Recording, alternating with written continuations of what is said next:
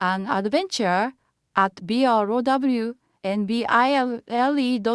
There was only one school in Brownville, and I was the only teacher. Brownville was a small town and had few young people, but many visitors stayed there in the summer. BROW and BILLE has some of the finest views in the state of California. The town lies between hills that are covered in beautiful, colorful trees. In the hills, the air is fresh and clear. Many visitors came to Brownville to improve their health. They walked on the hills and breathed the good, clean air. I saw many of these visitors because I lived in a boarding house. In summer, the house was full of guests, and I talked to most of them. I ate breakfast and supper in the boarding house and spent the school rest of the day at the school. The school was not far away, that it was on the other side of a hill. The distance by road was about 1.5 miles, but I knew a shorter way. I could walk over the top of the hill in 15 minutes. There was a path that ran through the forest on the hill. I came back along this forest path late one evening. It was the last day of term. Tomorrow, the students' vacations would begin. I had stayed late at the school because I had been writing reports about the students. The sun was going down in the sky. Its golden light shone through the trees and made long dark shadows. I was tired. I sat down on an old fallen tree and looked at the sun setting in the darkening sky. It was calm and peaceful in the forest. Suddenly, I heard voices. One was a woman's voice, and she sounded angry. The second voice belonged to a man. It was a deep and musical voice, the voice of a singer. I could not see who was speaking, but I could hear the words clearly. Don't threaten me, the man said. You can do nothing. Don't try to change anything, or you'll both suffer. What do you mean? Said the woman's voice angrily. It was a cultivated voice. She spoke clearly and well.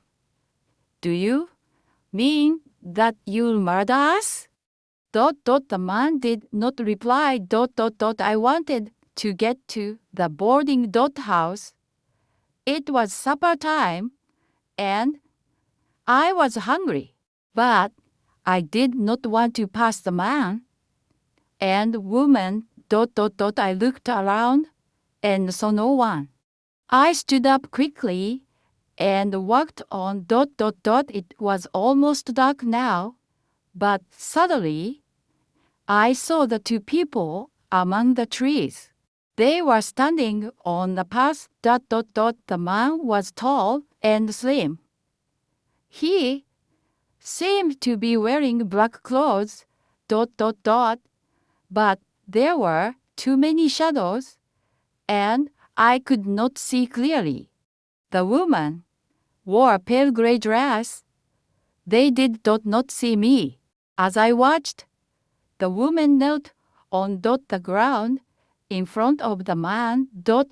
She held her hands together in front of her face. Was she begging for the man's help?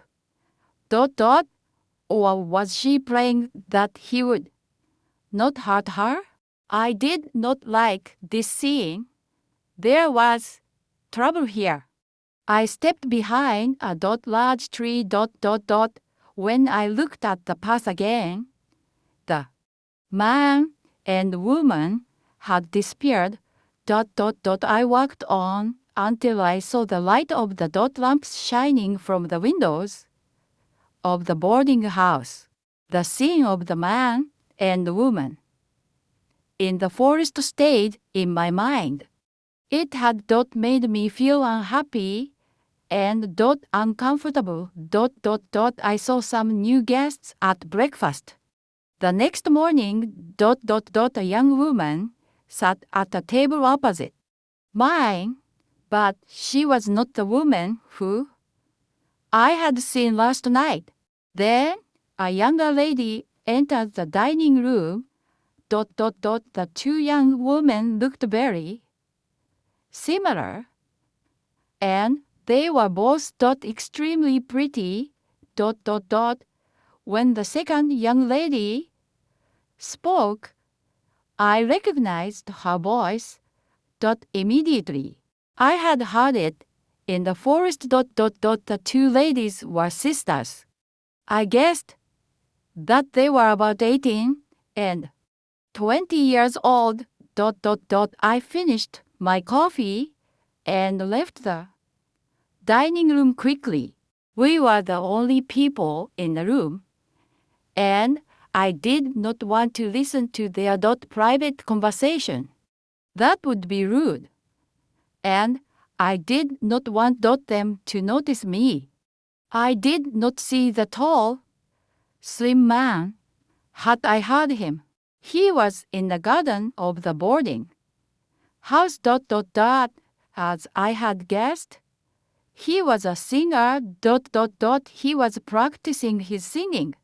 He was singing La Donna Immobile, a song from Verdi's opera Rigoletto.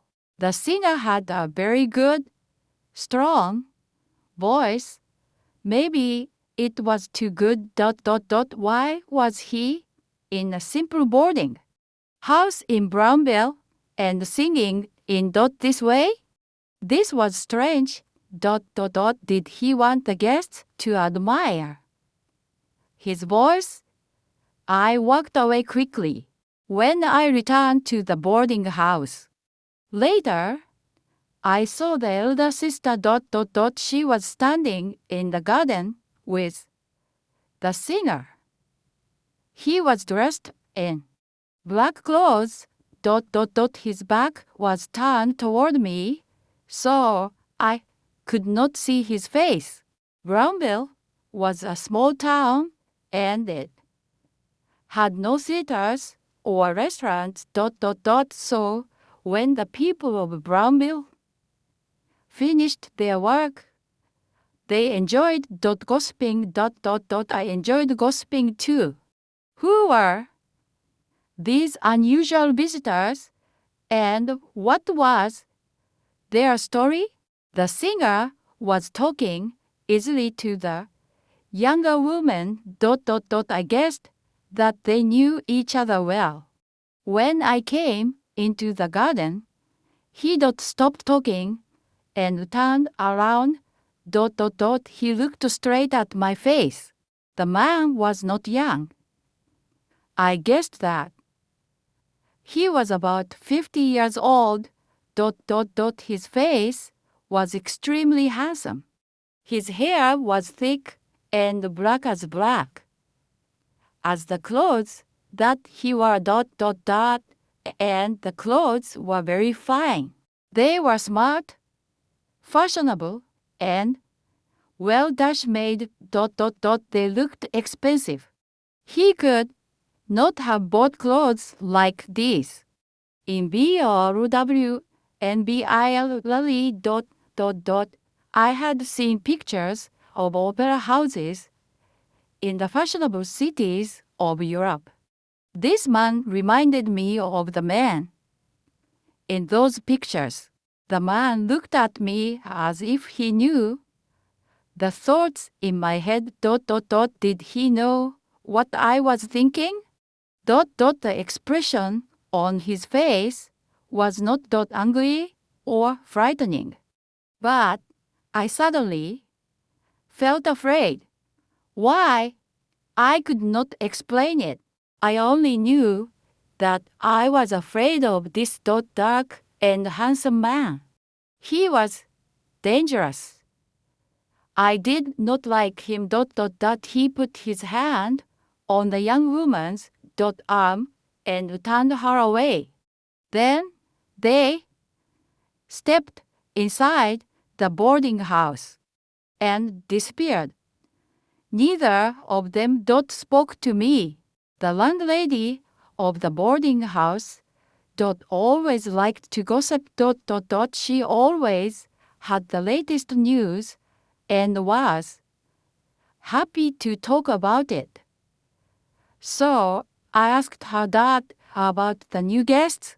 The two girls are Pauline and Eva Maynard, and they've come from San Francisco, the landlady said. Pauline is the older sister ... The man's name is Richard Benning. He is their guardian ... He has taken care of the girls since their father died. Soon, when the girls are 21, they'll have their father's money ... Meanwhile, Eva isn't well.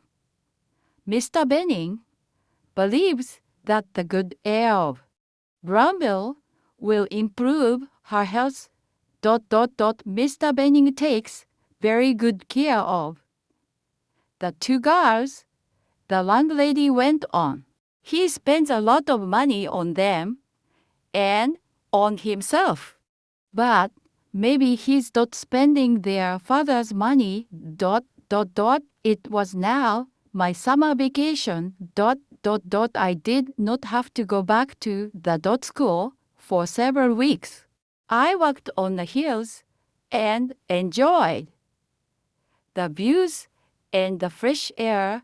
I often met Richard Benning and the two girls walking on the hills to ... They seemed to be very happy together.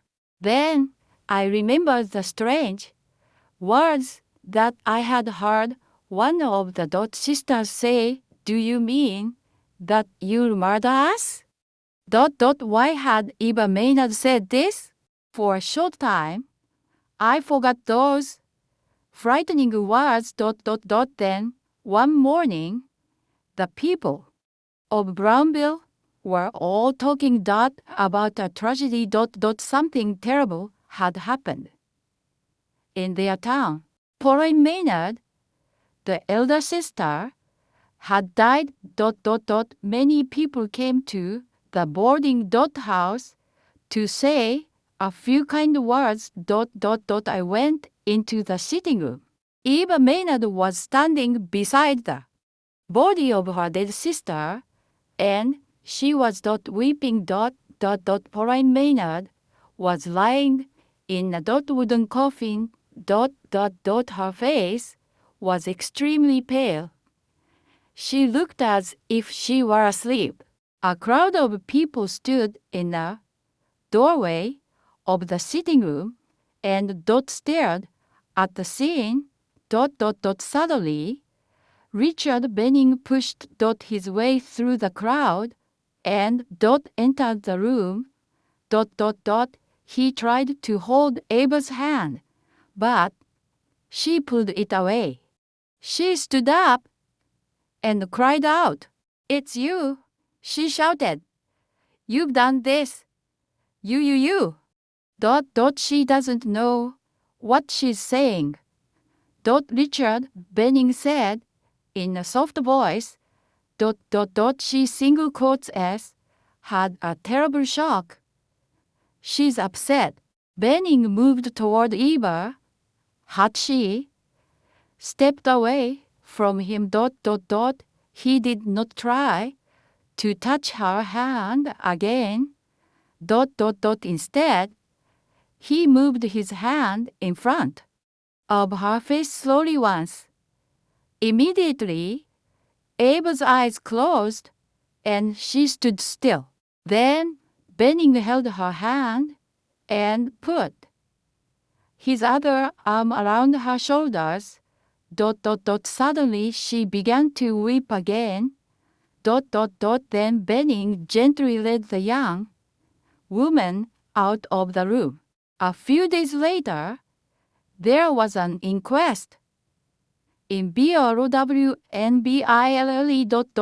The coroner listened to the words of Benning, a doctor, and several people in the boarding house. Then he wrote these words on Pauline's death certificate. Cause of death: heart disease. They thought that Pauline had died suddenly because her heart was weak. Benning sent for an undertaker from San Francisco. The undertaker took Pauline's body back to the city and she was buried. Neither Benning nor Eva went to the dead girl's funeral. Many of the people of Brownville thought that this was wrong, and strange. Poor Eva, the landlady said to me. Her health is not good. Mr. Benning is worried. He doesn't want to take her back to San Francisco. Her health might become worse if she goes to the city. It's better for her to stay here in Brownville.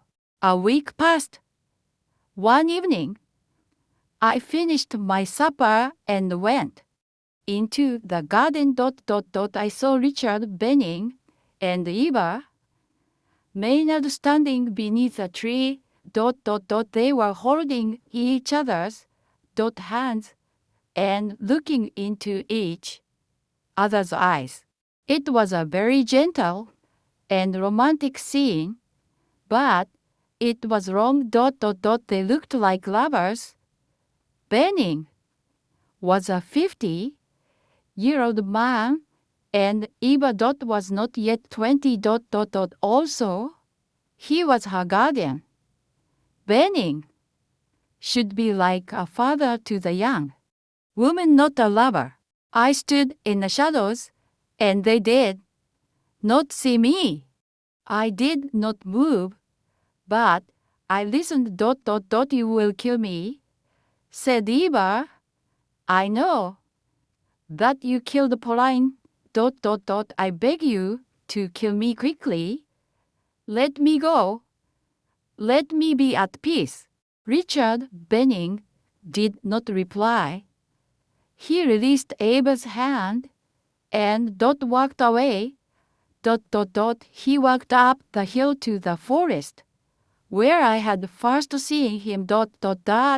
As he walked, he sang. His fine voice sounded beautiful and wild. Eva stared at her guardian. As she listened, she put her hands together. She held her hands in front of her body, as if she was praying. I walked out of the shadows. Eva turned and stared at me. Maybe I had frightened her. Miss Maynard, I said, I'm sorry. I came into the garden and I heard what you said. I believe that you are in danger. You can do nothing, she said. Her voice was soft, and she had a strange expression on her face. Her eyes were large and bright. Was she ill? Or maybe she was dreaming. I gently held Ava's hand. You seem to be asleep, I said.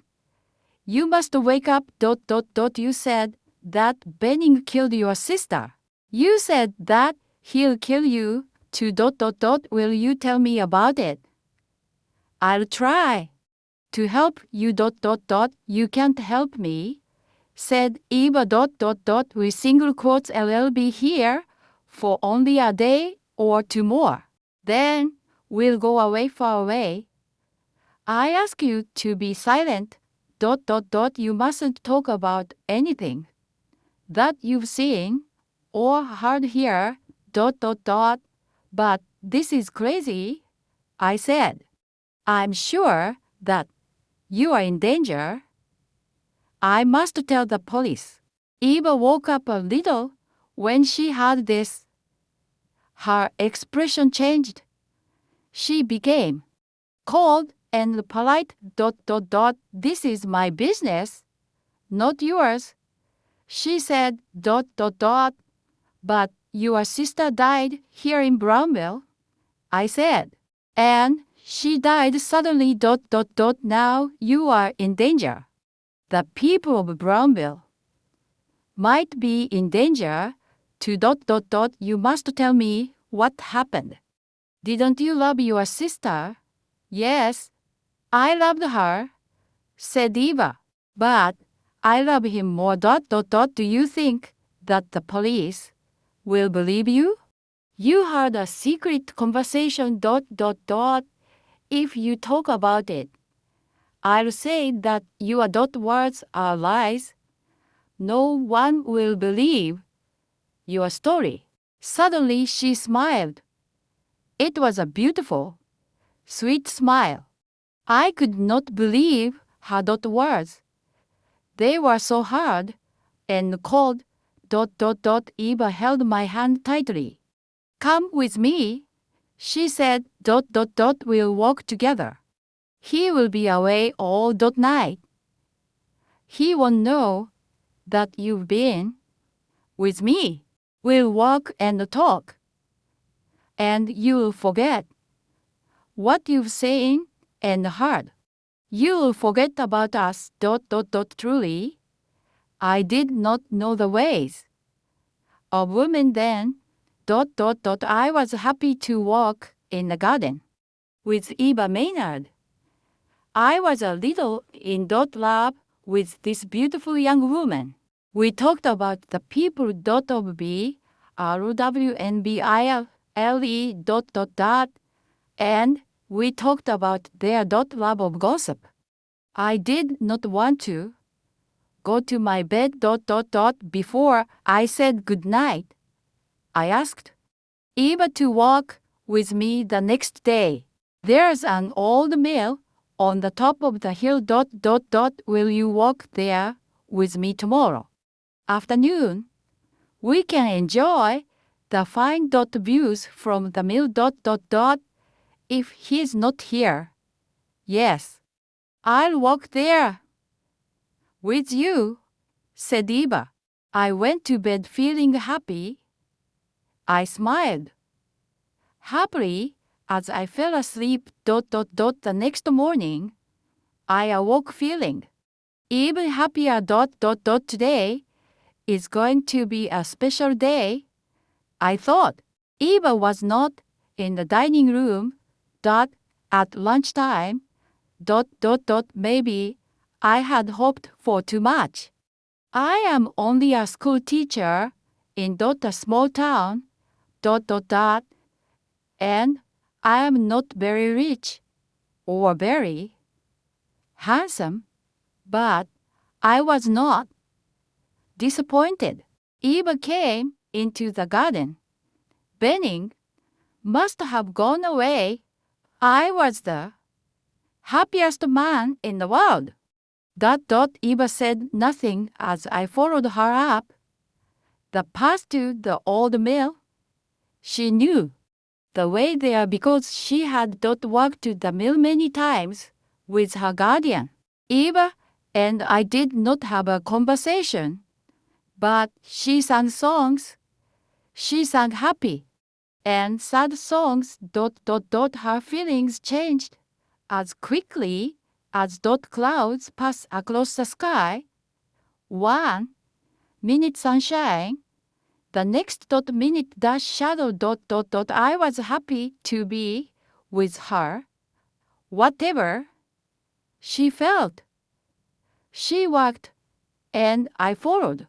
When we came to the mill, she did not stop walking. She crossed an old wooden bridge and took the path up the high hill. It was the path to a place called the Eagle's Nest. This was where the path ended, on a cliff high above the forest. The view from Eagle's Nest was beautiful. I was a little afraid. The view was fine, but I did not like to go near the edge of the cliff. The ground was more than 200 feet below us. But Eva stood on the cliff's edge and looked up, not down. Suddenly, I heard footsteps. And Richard Benning came, and stood beside us. I saw you walking on the path. He said carelessly. So I came up to Eva turned toward us. She still stood on the edge of the cliff. Her eyes were shining, and she was smiling. There was a look of love on her face. I single quotes am so glad that you came, she said. She was staring at Benning. Her loving expression showed that she was telling the truth. But then I saw something else in her expression. Eva single quotes as mouth was smiling, but suddenly there was fear in her eyes. She looked like a frightened animal, with a smile on her lips and fear in her eyes. Eva stepped backward. She fell over the edge of the cliff to the ground below. Benning and I ran down the path to the bottom of the cliff. He got there before me. I did not want to look at Eva's body. Beautiful Eva was no longer beautiful. Benning looked at her carefully, but he did not touch her. She single quotes as dead, quite dead.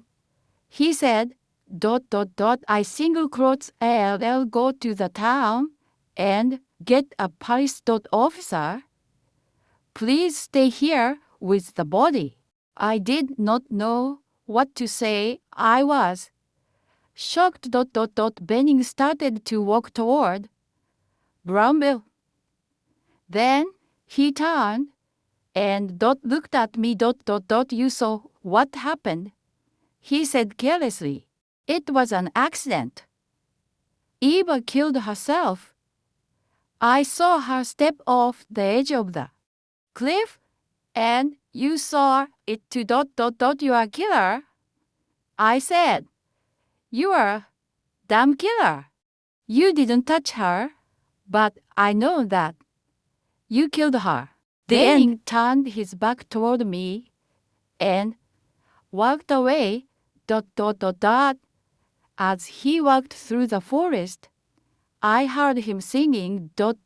He was singing a song from Verdi's opera Rigoletto, La Donna Immobile, greater than.